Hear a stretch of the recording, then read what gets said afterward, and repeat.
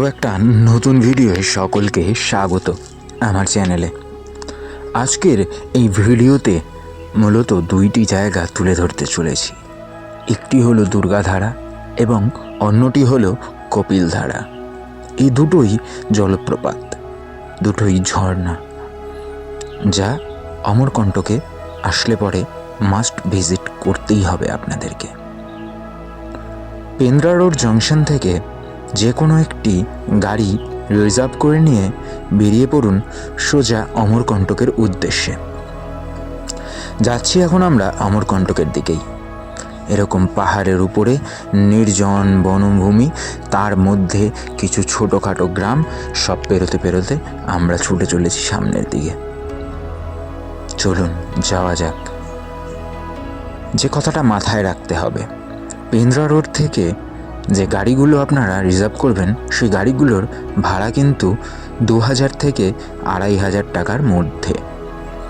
যদি নর্মাল গাড়ি নেন তাহলে পরে কিন্তু 1700-1800 টাকাতেও গাড়ি আপনারা পেয়ে যাবেন।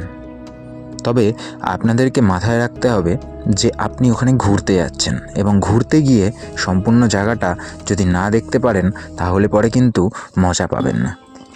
চলে এসেছি আমরা আমাদের প্রথম স্থান, অর্থাৎ দুর্গাধারা। সত্যি কথা বলতে অপূর্ব অনবদ্য এই জায়গা। এই জায়গাটিতে 12 মাস এই একই ধারা বয়ে যায়। এমন জানা যায় যে এই যে জলরাশি, এই জলরাশি 12 মাস ঠিক এভাবেই বয়ে যায়। আর এই যে বনভূমি দেখা যাচ্ছে, এই বনভূমিতে প্রচুর জড়িবুটি গাছ পাওয়া যায়। তাছাড়াও এই যে জল বয়ে আসছে ওপর থেকে, সেই জায়গাটির নাম হলো অমৃতধারা। আর সেই অমৃতধারা থেকেই বয়ে আসছে এই দুর্গাধারা। কি অপূর্ব সুন্দর এই জায়গা, আমাকে তো বিশেষভাবে আকর্ষণ করেছে।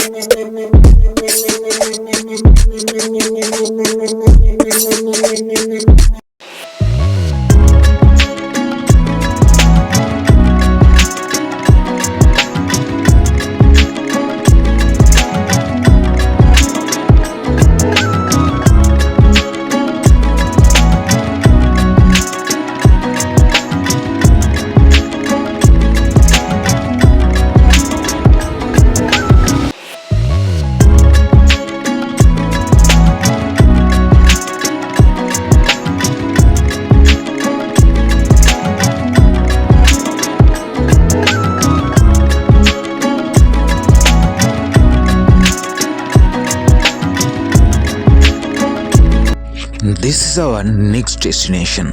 This is Kapildhara. Let's go. বর্তমানে আমরা রয়েছি কপিলধারা জলপ্রপাতে।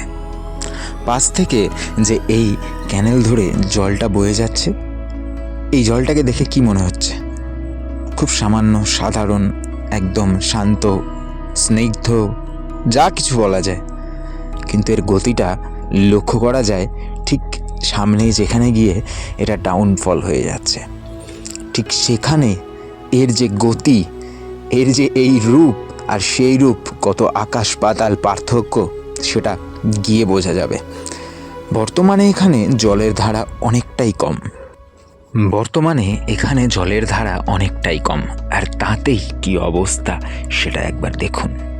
ফলে পাহাড়ে এসে এই সমস্ত নদীগুলো বা এই সমস্ত যেখান থেকে জলগুলো বয়ে আসছে তাকে শান্ত ভেবে ভুল করার কোনো দরকার নেই। এই জলের কিন্তু বেগ অনেক থাকে, কারণ এগুলো খরস্রোতা নদী। আর সেই খরস্রোতা নদী কিন্তু দেখলে মনে হয় খুব সাধারণ, কিন্তু তার অসাধারণত্ব তার স্রোতে বোঝা যায়। তো এই রকম সিঁড়ি বেয়ে নিচে নেমে যেতে হবে, আর ঠিক নিচে নেমে গিয়ে আমরা এর নৈসর্গিক সৌন্দর্যটা লক্ষ্য করতে পারবো।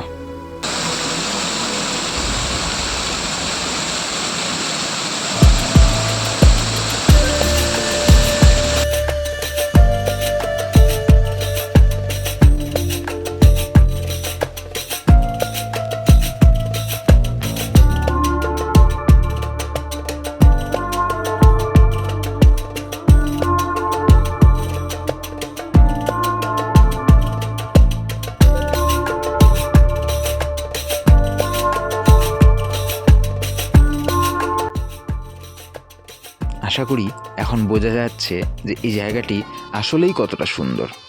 পাহাড়ের নিচে অনেকটা হেঁটে গিয়ে কিন্তু এই রকম সৌন্দর্য উপলব্ধি করতে হবে।